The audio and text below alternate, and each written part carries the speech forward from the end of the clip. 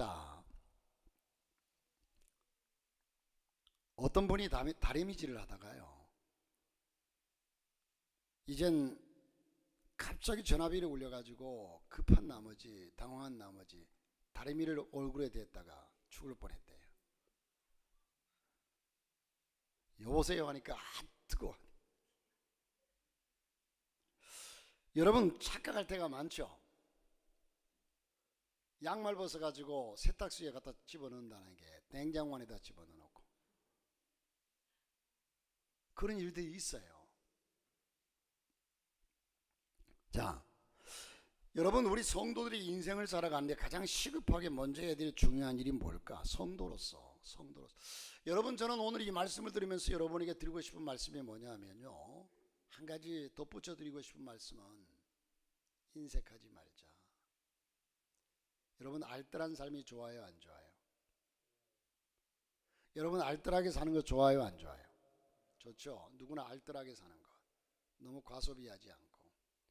그러나 여러분, 세상에 살면서는 여러분 알뜰하게, 육신의 삶은 나 자신을 위해서는 알뜰하게 사십시오. 그러나 여러분이 살면서 심고, 내가 심는 일, 이건 심는 일이다, 하나님께 드리는 일이다. 심고 드리는 일에 관해서는 알뜰하지 마십시오. 풍요롭게 하십시오. 제가 일부 예배 때도 그런 얘기를 드렸지만, 어느 교회에서 요즘 한참 큰 교회인데, 이젠 우리 교회도 좀 하려고 그래요. 큰 교회인데 운동을 하나 전개하는데, 무슨 운동이냐면 새마을 운동이 아니고, 따라해 봅시다. 셈치고 운동. 셈치고 운동. 커피 한 잔 먹은 셈 치고, 외식한 거 치고. 그래서 요즘 사람들이요, 아마 젊은이들은 참 사람들이 사 먹는 걸 그렇게 좋아해요. 사 먹는 게 별것도 없는데 사 먹어야 직성이 풀려. 별것도 아닌데도 사 먹어야 좋아. 그래서 젊은이들은 참 이해가 안 되는 게, 왜 커피를 마시다가 반잔쯤 마실 커피를 사가지고 먹다가 아무데나 두고 다니고, 그렇게 길거리 두고 다니고. 여러분, 이거 하나하나 따지고 보면요, 결코 좋은 거 아니에요. 아니, 좋은 게 아니라 나쁜 거예요. 그리고 커피도 여러분, 집에서 먹을 수 있는 커피가 꼭 나가서 사 먹어야 맛있다고 그래. 참 이상해요. 우리 젊은이들, 특별히 젊은이들만 따라해봐. 내가 젊다고 생각하는 사람만 따라해보세요. 커피 한 잔 먹은 셈 치고, 그거 한 잔 먹고 나면 그렇게 기분이 좋고 하루 종일 여러분들이 황홀하게 삽니까? 먹는 그때 그 기쁨, 그때 그 기분밖에 없어요. 커피 한 잔 먹은 셈 치고, 커피 한 잔에 요즘 몇천 원씩 가요. 그러면 10잔만 돼도 그거 몇만 원이에요. 그러면서 예를 들어서 교회에서 3만 원씩, 요즘 여러분 다니엘 기도회를 하면서 곳곳에 참 아프고 힘들고 고통하고 저런 세계가 있다는 사실이, 저런 루트를 통하지 않으면 우리 눈에 잘 안 나타나요. 어제도 제가 TV를 잠깐 저녁 늦게 가서 좀 보는데, 거기에도 어떤 아주 어려운 사람이 나오더라고. 자, 여러분, 그런 걸 보면서 참 세상에는 저렇게 어렵고 힘들고 지친 사람들이 수없이 많구나 하는 걸 느껴요. 그런데 하나님께서는 함께 더불어 살아가라고, 그래서 더불어민주당이 생겼어요. 사실이 그렇잖아요. 더불어 살아가라고 하나님은 우리에게 명령하시고 말씀하셨어요. 그런데 언제나 우리는 나밖에 몰라요. 예를 들면 여러분, 지금 세계적으로 죽어가는 그 어린아이들, 그들을 살리기 위해서 한 달에 3만 원이면 그들과 결혼해가지고 3만 원씩 보내면 그들을 살려요. 한 생명을. 우리가 3만 원은요, 여러분, 외식하는 것도 우리 그리스도인들은요, 나를 위해서는 좀 지출을 막아야 돼요. 그래야 우리가, 여러분, 내 쓸 거 다 쓰고 언제 선교합니까? 오늘 이젠 좀 말씀이 좀 빗나갑니다만, 언제 이런 얘기 제가 이 말씀에 지금 하는 얘기는요, 본문에 제 원고에 하나도 없어요. 그런데 이상하게, 그러므로 여러분, 우리는 정말 나 자신을 위해서는 알뜰하게 살고 하나님과 이웃을 위해서는 풍성하게 쓰는 아름다운 그리스도인들, 하나님이 아니라 여러분 누구나 다 그렇잖아요. 자기 자신을 위해서는 교회에서 헌신하는 사람들 그래요. 저 사람 보면 가만 보면 그렇게 좋은 옷이나 뭐 좋은 백이나 좋은 것 쓰지 않으면서 교회 하는 거 보면 큼직큼직하게 하는 걸 보면요, 정말 새롭게 보이고 대단해 보여요. 그런데 그 반대로 어떤 사람은요, 자기 쓰는 걸 보면 아주 풍요롭게 쓰고 부유하게 쓰고 그저 메이크업만 찾고 이러면서 사는 사람이 교회에서 신앙생활 하는 거 보면 10,000원짜리 하나 들고서 부들부들 떠는 사람들을 보면요, 참 안타까워요. 신앙의 차이겠죠. 그래서 우리 그리스도인들은 결과적으로 남을 위해서 더 풍성하라는 거예요. 이웃을 위해서 더 풍성하라는 거예요. 할렐루야. 셈치고, 예? 오늘부터 여러분이 저렇게 한번 살아, 저부터서 한 가지씩이라도, 아이고 커피 한 잔 먹은 셈 치고 그냥 물 마시자. 아이고 커피 한 잔 사 마시면 치고 교회에서 그냥 믹스 한 잔. 여러분, 세계인들이 제일 선호하는 커피가 뭔지 아세요? 예? 예? 커피 믹스예요. 커피 믹스. 커피 믹스를 최고로 선호해요. 그런데 우리는 최고로 선호하는 것들에, 몰라, 여러분은 똑똑해서 그런지 모르지만 비싼 커피만 좋아해요. 뭐 시큼한 게 좋다, 하필이면 고양이 똥으로 나온 그 커피가 뭘 그렇게 맛있다고. 고양이 똥 커피를 마시면 사실 거기서 거기거든요. 배고픈 사람은요, 맛이 이건 맛있다, 배고픈 사람은 아무거나 줘도 잘 처먹어요. 우리 개를 보면요, 한 3일 굶겨놨다가 주면은 그냥 사료도 잘 처먹고 이것도 너무너무 잘 먹어요. 배부른 사람이 아이고 이게 맛도 없는 거야 이러죠. 우리 배불렀다는 얘기예요. 그러니까 좋은 것만 찾아요. 이게 행복이 아닙니다. 행복이 아니에요. 거기서 행복을 찾을 수 없어요. 자, 얘기가 좀 빗나갔지만 오늘 말씀은 이제는 내 차례다. 이 말씀 결론부터 말씀드리면, 이제는 내가 전도할 때다. 전도 받았으면 내가 전도할 때다. 우리 성도들이 인생을 살아가는데 가장 시급하게 먼저 해야 될 중요한 일이 무엇이겠습니까? 그것은 바로 영혼 구원입니다. 영혼 구원. 오늘 예수님의 최대의 최고 최대의 시급한 명령, 바로 땅끝까지 이르러 복음을 전하라. 그러므로 너희는 가서 모든 족속으로 제자를 삼아 아버지, 아들과 성령의 이름으로 세례를 주고 내가 너희에게 분부한 모든 것을 가르쳐 지키게 하라. 볼지어다 내가 세상 끝날까지 너희와 항상 함께 있으리라. 지상 명령입니다.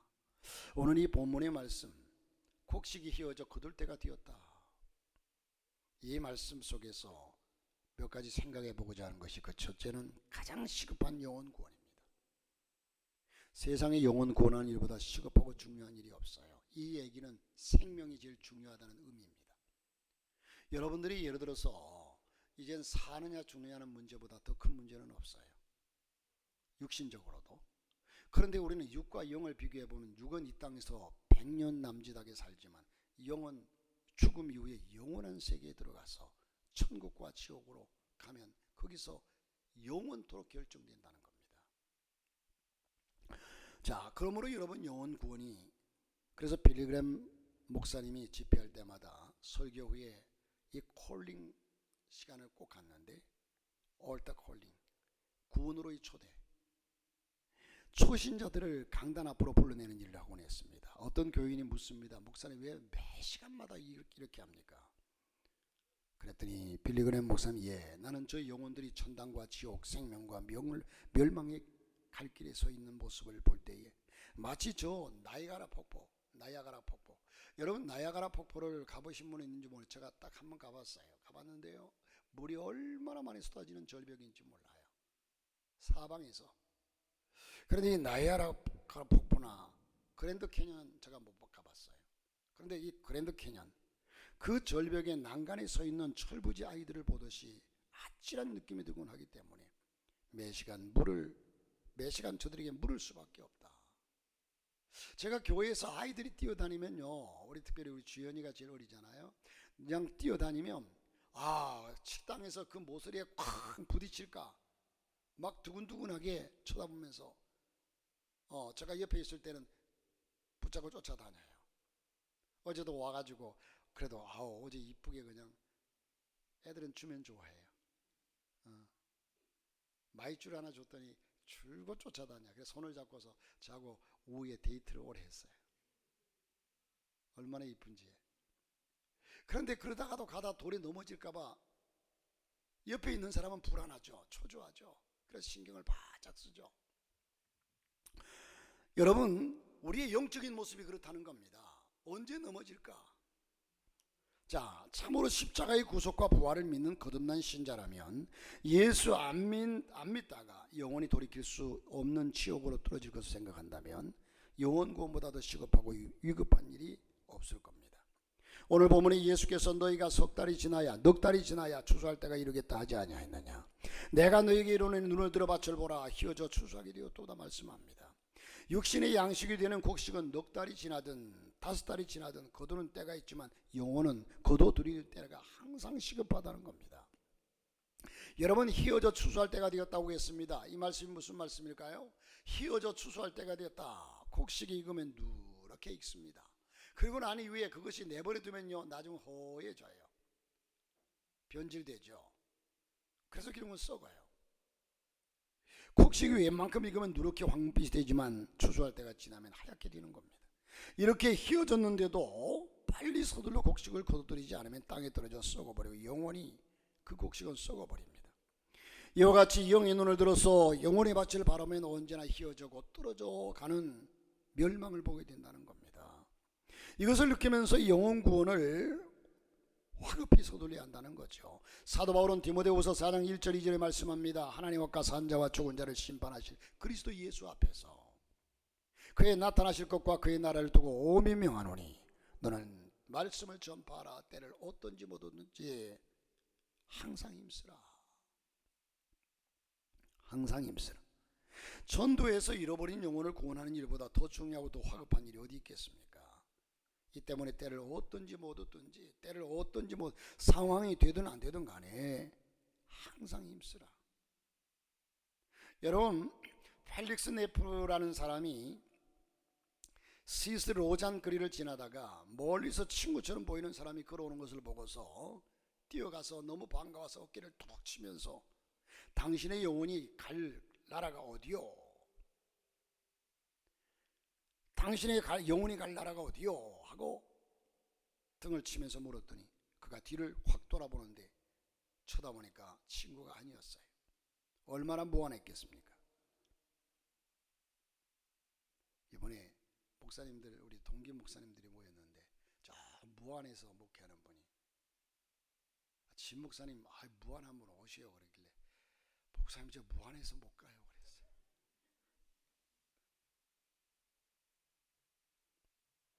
얼마나 무안했겠습니까? 황당했겠습니까?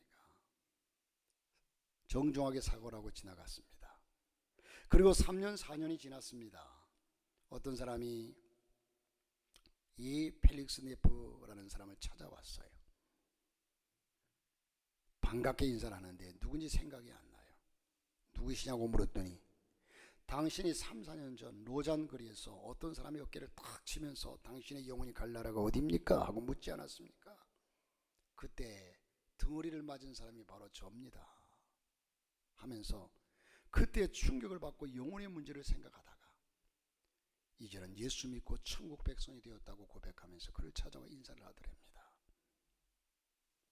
여러분, 저 포항 쪽에서요, 어떤 목사님 어느 교회에서 제가 부산에 있을 때 들은 얘기인데 이젠 다음 주가 우리 총동원 주의잖아요. 꼭 그 주일은 한 사람 데려오라고 전도해서 아니면 또 그 교회는 매일 나갈 때 누구를 만나는 사람에게 한 사람 전도하고 돌아가라고 이 운동을 벌리고 그 주일에 꼭 데려오라고 그랬는데 어떤 이젠 그 집사님이 전도할 줄을 모르고 마음에도 부담도 되고 그러는데 가다가 목사님 말씀이 계속 생각나서, 그런데 저 앞에 오는 한 어르신이 있어요. 이제 포항 시골 변두리에서. 그런데 오는데 저분에게 뭐라고 전도할까 점점 가까워오는데 마음에 부담이 돼가지고 뭐라고 말할, 아주 당황하기 시작했어요. 그런데 그분이 막상 자기 앞에 탁 부딪혔는데 뭐라고 말할까? 그래서 큰 소리로 네 어디 가노? 그랬대요. 네 어디 가노? 그러나니까 모르는 사람, 깜짝 놀란 그 노인이 그냥 깜짝 놀랐는데 이렇게 얘기를 해놓고 자기도 미안하고 황당하고 하니까 막 도망가 버렸대요. 그런데 이 노인이 가만히 생각해 보니까, 아니 저분이 누군데 날 보고 네 어디 가냐고. 그래서 생각하는데 매일 꿈속에 나타나서 네 어디 가노? 네 어디 가노? 그래서 그 사람을 수소문해 보니까 그때도 봤지만, 성경을 들고 가는 걸 봤지만 예수 믿는 사람, 교회 가는. 그래서 그 교회를 찾아갔대요. 그래서 찾아가지고 당신이 나를 어떻게 알길래 네 어디 가느냐고 얘기했냐고. 그래서 사실대로 쭉 얘기하면서 천국 가셔야 합니다 했더니 예수를 영접하고 하나님께 나왔대요. 부산에 최창선 목사님이라는 분이, 제가 모셨던 목사님이 계시는데 이분이 그런 얘기를 하시더라고. 그러니까 여러분, 길 가다가 우리가 말 한마디 던지는 것이 별거 아닌 것 같지만 말 한마디 던지는 것이 성령이 역사하면 그가 하나님께로 돌아올 줄로 믿습니다. 여러분, 화이트필드라고 하는 사람은요, 나에게 영혼을 주옵소서, 그렇지 않으면 나의 영혼을 가져가시옵소서. 모세가 이런 기도를 했죠. 여러분, 찐센도르프라고 하는 사람, 찐센도르프라고 하는 백작은요, 성령을 받은 후에 이제부터 복음이 필요한 나라는 다 내 나라다, 복음이 필요한 나라는 다 내 나라다 하면서 영혼 구원에 힘썼다고 합니다. 랠리가 해밀턴이라고 곳에서 부흥회를 인도하는 중에 한 젊은이가 일어나 간증을 하는데, 여러분, 저 유명한 타이타닉호, 이 타이타닉호가 빙산에 부딪혀 침몰할 때에 존 하퍼 목사님이 침몰하는 배의 레일을 붙잡고 그 젊은이에게 청년 구원받았소? 하고 묻길래 아니요 라고 대답했습니다. 그랬더니 그를 붙잡으면서 꼭 예수 그리스도를 믿으시오, 예수를 믿어야 합니다, 그러면 구원받습니다 하고 말씀하시고 잠시 물밑으로 그대로 가라앉아 사라져가는 모습을 보았답니다. 그때 그 젊은이는요, 존 하퍼 목사님의 마지막 전도를 받고 구원받은 사람이라고 간증했습니다. 영혼 구원을 얼마나 시급하고 중요하게 생각했으면 자기 생명이 죽어가는 그 배가 침몰하는 그 순간에도 자기 앞에 놓인 사람을 당신 구원받았소, 예수 믿습니까? 예수 믿어야 합니다고. 이게 여러분, 거듭난 신자의 예수 믿는 사람의 태도인 줄 믿습니다. 그리고 두 번째, 영혼 구원은 하나님이 가장 기뻐하시는 일입니다. 천년만년이 아니라 영원한 지옥의 고통에서 사람을 구원하여 영원 기쁨의 천국으로 인도하는 일이 가장 중요한 일이고 하나님께서 가장 기뻐하시는 일입니다. 교회가 창립된 것도, 교회가 세워진 것도 영혼을 구원하기 위해 세워졌습니다. 누가복음 15장에서 예수님은 영혼 구원에 대해서 세 가지나 반복해 예를 들어 설명하셨는데, 그 중에 양 99마리 양을 비유하면서 말씀했어요. 집에 있는 99마리보다도 잃어버린 한 마리 양을 찾았을 때 그는 어깨에 들쳐매고서 기뻐 어쩔 줄 몰라며 집으로 돌아오니라. 99마리로 인하여 기쁨보다도 이 찾은 한 마리로 인해서 기쁨이 더 크다는 겁니다. 이와 같이 죄인 하나가 회개하면 하늘에서 회개할 것 없는 의인 99을 인하여 기뻐하는 것보다 더하리라. 여러분, 이렇게 말씀하시고 두 번째는 드라크마 은전 얘기를 합니다. 이 드라크마 10개를 갖고 있던 여자가 하나를 잃어버렸습니다. 등불을 켜고 온 방을 쓸며 찾다가 결국 잃었던 은전을 찾았습니다. 그러고 난 이후에 이웃과 보설청에다가 잔치를 베풀고 기뻐했다고 했습니다. 우리는 이 은전의 크기가, 그 가치가 얼마나 큰지 모르지만 그거 하나 찾아가지고 이웃을 청해서 잔치를 했다, 어리석은 것 같지요? 그렇습니다. 어떤 사람이 하나 예수 믿었다고 해가지고 좋아서 어쩔 줄 몰라하는 사람 춤을 등지등지 추면서 밥을 사주고 하는 모습을 보면 예수 믿지 않는 사람들이 바라볼 때는, 아니 교회 한번 나갔다고 저렇게 좋아할까? 이와 같이 죄인 하나가 회개하면 하나님의 사자들 앞에 기쁨이 되느니라. 세 번째는 잃었던 아들 탕자의 얘기가 나옵니다. 아버지 재산을 가지고 나가서 주색 잡기에 다 탕진해버리고 거지가 되어 돌아왔지만 아들이 돌아오기를 밤낮 문간에서 기다리던 아버지는 그 더럽고 괘씸한 아들이지만 맨발로 쫓아가 얼싸안고 입을 맞추며 기밤에 들어와서 살진 송아지를 잡고 큰 잔치를 베풀며 기뻐했다고 말씀하시고, 불평하는 큰아들에게 이 내 동생은 죽었다가 살아왔고 잃었다 얻은 아들이다. 우리가 즐거워하고 기뻐하는 것이 마땅하지 아니하냐. 사랑하는 성도 여러분, 이와 같이 멸망받은 죄인의 영혼 하나를 전도하며 구원하는 것을 이미 구원받은 신자 100명, 1000명으로 인해서 기쁨보다 더하다고 했습니다. 이 구원의 문제는 아주 시급한 문제입니다. 아주 중요한 문제입니다. 여러분, 우리의 생명의 문제가 사람이 천하를 얻고도 자기 목숨을 잃으면 무엇에 유익하리요? 우리의 건강 문제, 우리의 목숨 문제가 제일 중요하죠. 우리의 목숨보다 더 중요한 것이 영적인 문제입니다. 영적인 생명입니다. 디모데전서 2장 4절에 보니까 하나님은 모든 사람이 구원을 받으며 진리를 아는 데 이르시기를 원하느니라.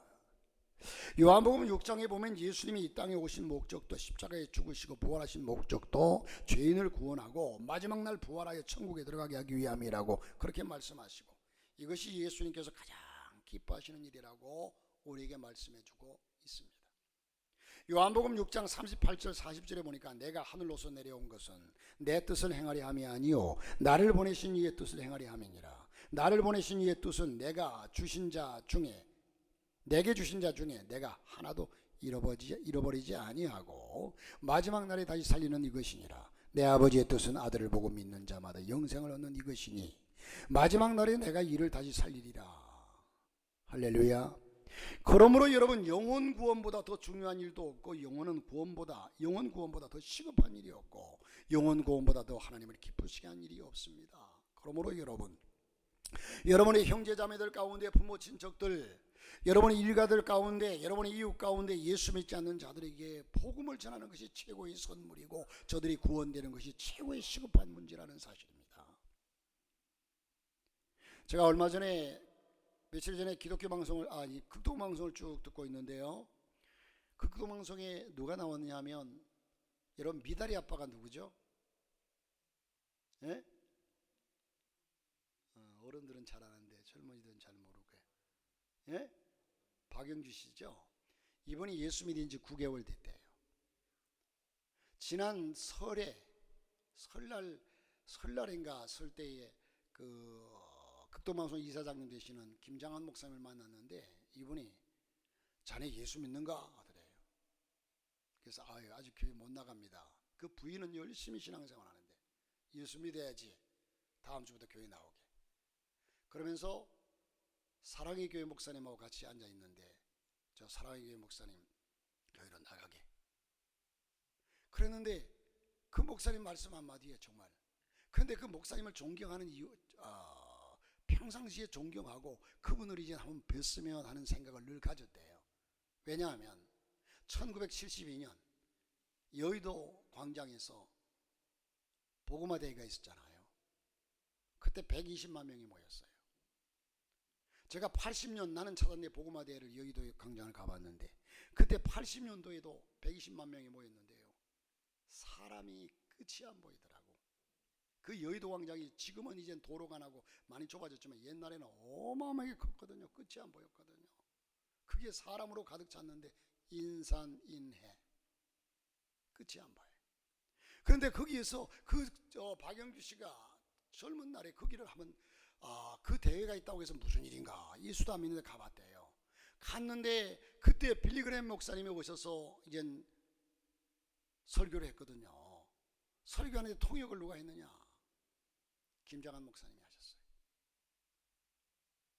이 김장한 목사님이 통역을 하시는데 얼마나 열정적으로 통역을 하는지, 자기가 보기에는 김장한 목사님이 한국 설교를 빌리그램 목사님이 영어로 통역하는지, 빌리그램 목사님이 영어를 김장한 목사님이 한국말로 통역하는지 분간이 안 되더래요. 얼마나 둘 다 열정적으로 전하는지. 그래서 저분이 누구신데 이 수없이 많은 사람들 앞에서 저렇게 영어를 잘할까? 그런데 그분을 이젠 세월이 얼마나 많이 흘렀습니까? 그런데 그때 이제 만나가지고 자네 예수 믿게 하는데 예수 예 알겠습니다. 그 다음 주부터 교회를 나갔는데 얼마나 그때부터 열심으로 신앙생활 잘하는지 모른다고 그래요. 그 주 옆에 있는 분이 그런 그 박용식 씨에 대해서 쭉 얘기를 하는데 그분의 고백이 그래요. 내가 늦게 이렇게 예수 믿었는데 예수 믿은 것이 이렇게 행복하고 이렇게 좋은데 내가 앞으로 정말로 주를 위해 살겠다고 이렇게 고백하면서 이 극동방송에서 부르면 내가 아무리 바쁜 일이 있어도 극동방송 일부터 먼저 내가 복음을 전하는 일부터 하겠노라고 그렇게 고백을 하더라고요. 예수를 바로 만난 사람이죠. 자, 그를 위해서 또한 그의 부인이 얼마나 기도했겠습니까? 어쨌든 하나님 기뻐하는 일, 시급한 일이 복음 전하는 일입니다. 자, 여러분 커민 롱 박사는 이런 말을 했습니다. 오늘날은 옛날 우리의 선조들보다 교육도 많이 받고 좋은 건물과 멋진 교회를 가지고도 사람들을 구원하지 못하고 있고 우리는 사람 낚는 어부가 아니라 수족관을 지키는데 지나지 않고 남의 수족관에서 서로 고기를 훔치는데 지나지 않는다. 왜 그럴까요? 자유주의 이단 신학의 영향으로 십자가의 구속이나 부활도 안 믿고 천국과 지옥도 믿지 않기 때문입니다. 따라서 뜨겁게 기도도 하지 않기 때문입니다. 여러분 오늘날 우리 그리스도인들의 신앙의 모양은 있으나 이젠 경건의 능력을 부인하는 자들처럼 예수 믿는다고 얘기하는데 실제적으로 그의 삶 속에 들어가 보면 예수 믿는 모습이 나타나지 않는다는 거죠. 전도하는 모습이나 기도하는 모습이나 캄보디아의 박풍균 선교사님이 나오셔서 지금 서울 저 끝자락에 있는 천보산 기도원이라고 그러더라고요. 그 천보산 기도원에서 기도하고 계시고 이제 이번 7일날 들어가신다고 그래요. 그런데 얼마 전에 만났는데 야, 그 기도원을 가보니까요 한국 교회가 아직도 살았더라고 그래요. 매일같이 올라오는 숫자가 보통 한 150명에서 200명 정도가 올라온대요. 그런데 이분들이 와서 기도하는데 얼마나 열정적으로 기도하는지. 그리고 지나간 저주난 중과 토요일 날에 어떤 그 단체가 올라왔는데 300명에서 400명 정도가 모였는데 저들이 기도를 딱 3시간씩 기도하더래요. 예배를 마치고 기도하는데 개인 기도를 3시간씩 나라와 민족을 위해서. 그래서 지금도 숨어있는 저들의 기도가 있기에 이 대한민국이 하나님 은혜 가운데 거하고 있다 라는 사실을 발견하게 되었습니다. 여러분 우리도 그렇게 돌아가야 합니다. 그게 정상이에요. 우리 신앙이 뜨거워지고 하나님을 찬양하지 않고는 견딜 수 없고 기도의 줄을 잡으면 기도가 끝나지 않고 이젠 기도가 더 깊이 들어가지면서 마음의 뜨거운 열정 속에 기도 5분 하고 나면 할 것이 없어가지고 왜 기도 안 끝나나 하는 것이 아니라 성령에 사로잡히니까 기도 속에 끌려 들어가고 찬송하다 보니까 찬송을 2번, 3번 그 찬송 옛날에 복음 성가를요 10번씩 20번씩 되돌이 하더래요. 그 박풍민 선교사님 보니까 예전에 제가 기도원 가서 많이 불렀던 찬송이 있거든요. 주님 나는 오늘부터 모든 것을 버리고 일편단심 주님만을 사랑하게 했습니다. 이 진정한 고백이 있으면 그 고백을 드리고 싶고 또 드리고 싶고 또 찬양을 10번 20번 되돌이 하는데도요 처음 시작이나 끝이나 변함이 없더래요. 그러면서 한국교회가 아직 살았다 이런 고백을 하는데 이게 며칠 전에 있던 일이에요. 우리는 다시 우리 한국교회가 부흥하고 각성하고 경성해서 다시 옛날로 돌아가야 돼요. 모양만 갖춘 그리스도인이 아니라 한번 기도 들어가면 기도가 2시간 3시간씩 기도할 수 있어야 하고요. 예? 이게 진정한 영적으로 사로잡혀 있기 때문에 내가 얘기하는 것이 오늘 이 세대에 비유해 보면 이단 같은 소리예요. 그렇잖아요. 목사님 너무 지나쳐. 아닙니다. 사랑하는 성도 여러분, 부활 영생 천국과 지옥이 없다면 예배당을 지어서 뭐 하겠습니까? 교회는 나와서 뭐 하겠습니까? 여러분 우리가 믿고 시급하게 영혼구원에 힘쓰는 이유가 뭡니까? 영원한 천국과 지옥이 있기 때문입니다. 이 땅에 여러분 영혼을 가진 인간으로 태어난 이상 그 종말이 우리는 영적인 인간이기 때문에 사후의 세계가 있다는 사실이에요. 그 사후의 세계가 분명히 천국과 지옥이라는 사실인데 여기는 영원한 곳입니다.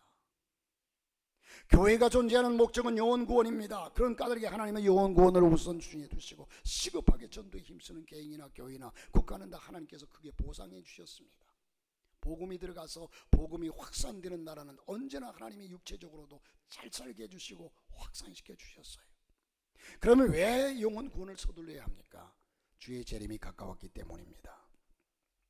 시한부 종말론에 1992년 10월 28일 예수님이 재림한다고 떠들썩했던 이장림 씨가 그로 인해서 이 예수님의 재림이 다 묻혀버렸어요.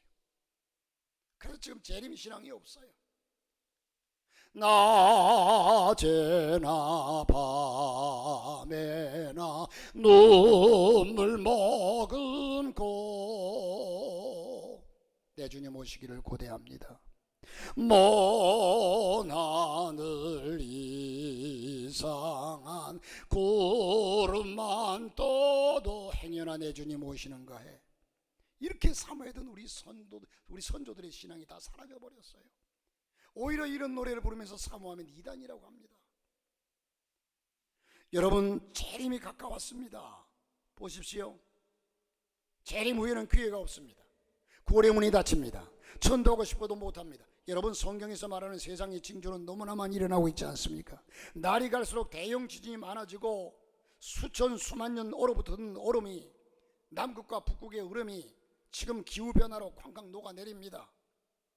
이러다가는 섬나라들이 언제 모두가 물에 잠길지도 모릅니다. 인구의 팽창이나 과학의 발달이나 지하자원의 고갈 등이 종말이 가까웠음을 말해줍니다. 여러분, 지금 또 죄악이 지금 우리나라가 여러분 이번에 지금 그 TV에서 계속 다뤄지는 뉴스 가운데 하나가 그걸 가만 보면서요, 이건 정말 세상이 이렇게 타락해. 한 사람이 결혼을 남자로 둔갑해가지고 여자한테 결혼하고 또 이혼하고 또 여자로 둔갑해가지고 남자한테 결혼하고, 이게 말이 됩니까 여러분? 아무리 세상이 어떻다 해도 여러분 그게 말이 돼요? 그게 통하는 세상이 되었어요. 남자로 둔갑해도요, 이것이 그렇게 여러분 그 자체 그가 남을 속이고 사기를 쳤으니까 문제죠. 남자로 둔갑했다고 해가지고 그렇게 나쁘고 보지 않는 세상이 되어버렸어요. 여자가 남자로 둔갑하고 남자가 여자로 둔갑했음에도 그게 여러분 이상하게 보이지 않는 세상이 되었어요. 참 안타까워요.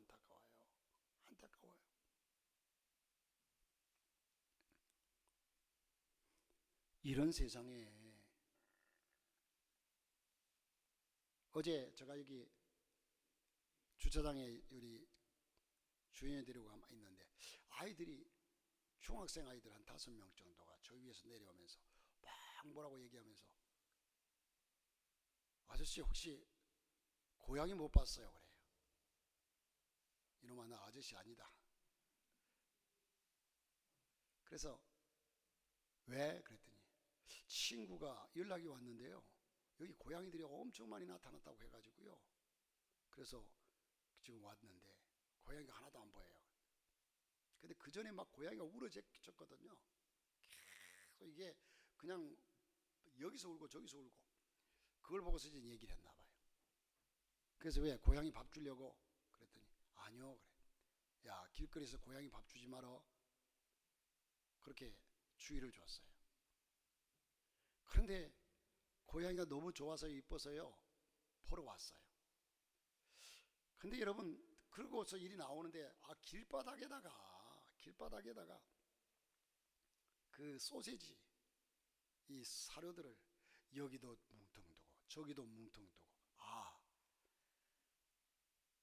여러분 그게 고양이 사랑이 아니거든요. 저는 그런 것들을 보면서 아니, 지구상에 지금 굶어 죽어 가는 사람들이 얼마나 많은데 저들 그 사료값이, 고양이 여러분 동물 사료값이 비쌉니다. 특별히 고기류 뭐 이런 소시지 같은 거는요, 그 값이면 한 사람을 살릴 텐데 이것부터가 잘못됐구나.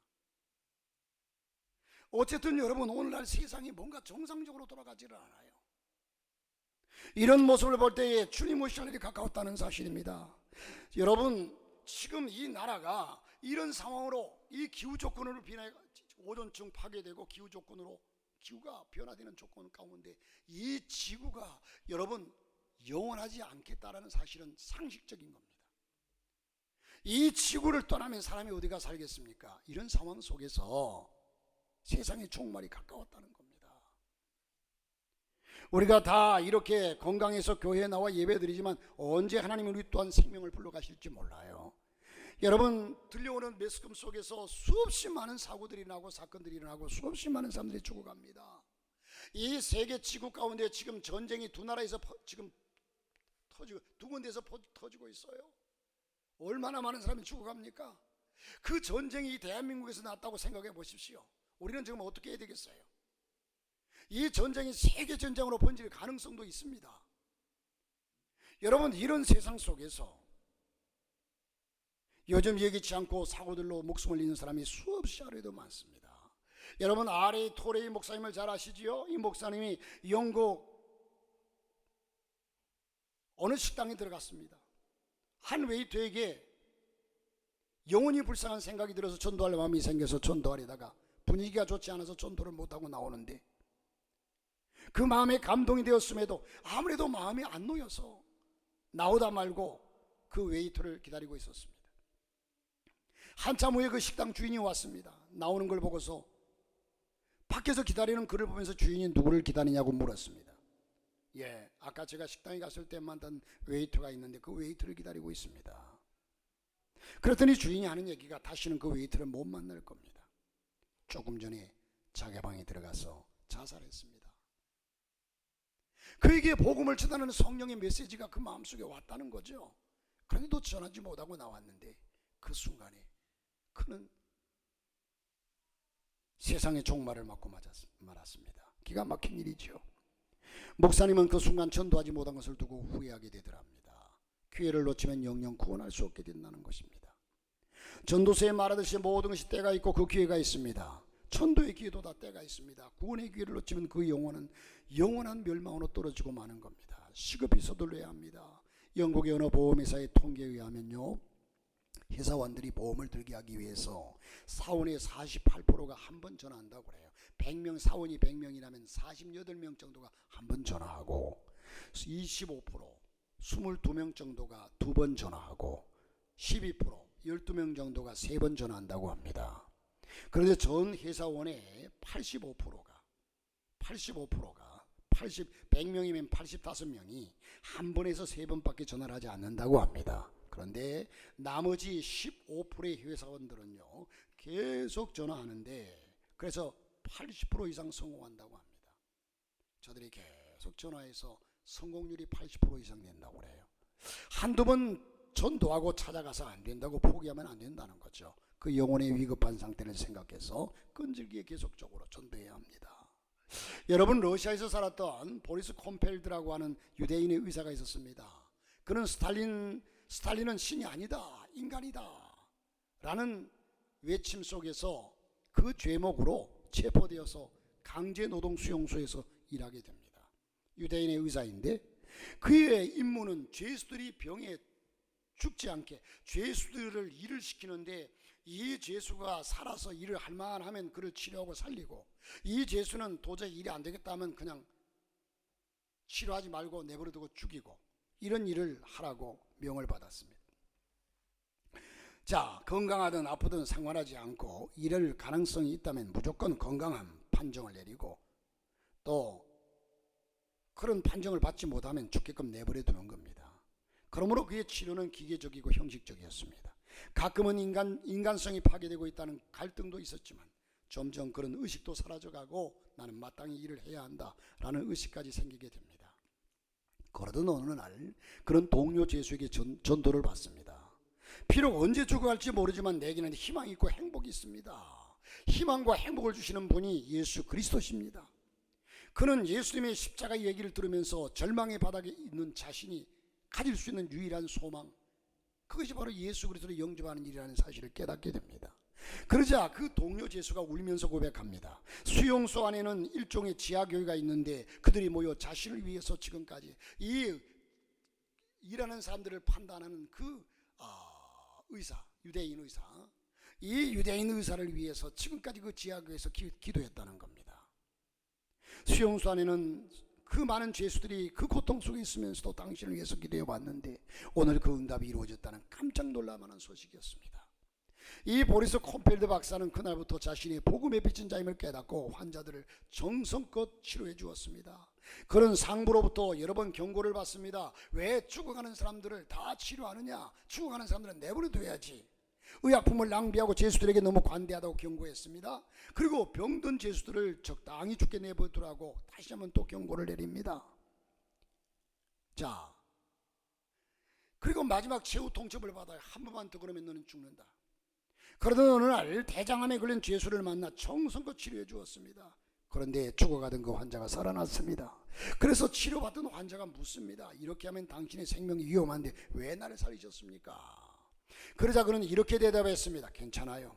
당신과 나를 살리기 위해서 이미 죽으신 분도 계시는데 그분이 누군데요?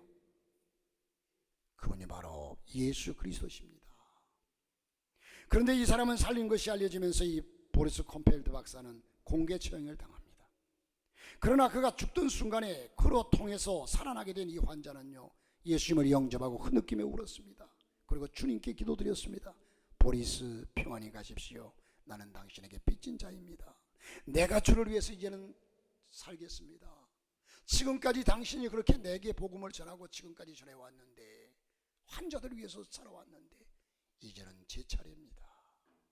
이제는 제 차례입니다. 이제는 제 차례입니다.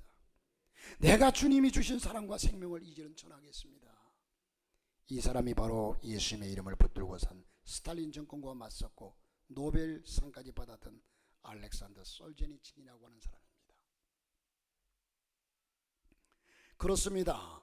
오늘 우리가 예수를 믿고 마음껏 주님을 찬양하는 것도 누군가의 희생과 고난이 있었기 때문에 피 흘림이 있었기에 우리에게 복음이 증거되었습니다. 여러분 지금 예수 믿고 복받아 살고 가는 것이 여러분 스스로의 힘이었습니까? 천만에요. 누군가가 그렇게 울며 기도하고 헌신하며 전도한 은혜를 입었기 때문에 오늘 내가 예수 믿고 복을 받은 것 아니겠습니까? 그렇다면 이제 우리가 고백할 말이 있습니다. 이제 저와 여러분이 고백할 말이 있습니다. 이제는 제 차례입니다. 제가 십자가의 사랑과 생명을 이제는 내가 전하겠습니다. 앞서가신 저분들이 남겨놓은 모든 것을 우리가 전하겠습니다. 지금 여러분 주위에는 여러분을 통해 구원받아 믿음으로 살아가는 참 제자가 몇 사람이나 있습니까? 아니요. 여러분들이 지금까지 예수 믿으면서 주위 이웃들에게, 형제 부모들에게, 친척들에게 교회에 가야 합니다. 예수 믿어야 합니다. 예수 믿고 구원 받으십시오. 몇 번이나 전하셨습니까? 우리 주님께서 보고 계십니다. 저와 여러분이 이제는 제 차례입니다. 전하십시오. 천도의 미련한 방법으로 구하기를 원하시는 주님, 이후에는 주님이 역사하십니다. 할렐루야. 전등하시고 거룩하신 하나님 아버지, 오늘 하나님의 말씀을 함께 나누게 하심을 감사합니다. 참으로 이제는 내 차례입니다. 하나님이여, 우리가 나가서 복음을 전하며 저들에게 하나님의 나라를 전하게 하여 주시옵소서. 예수 그리스도의 십자가와 부활을 전하게 하시옵소서. 담대함을 주옵소서. 믿음을 주옵소서. 다음 주에 우리는 창립기념 주일로 저들을 주 앞으로 인도하고자 하오매 성령께서 친히 우리를 주관하여 주시옵소서. 예수 그리스도 이름으로 간절히 축복하며 기도드리옵나이다. 아멘.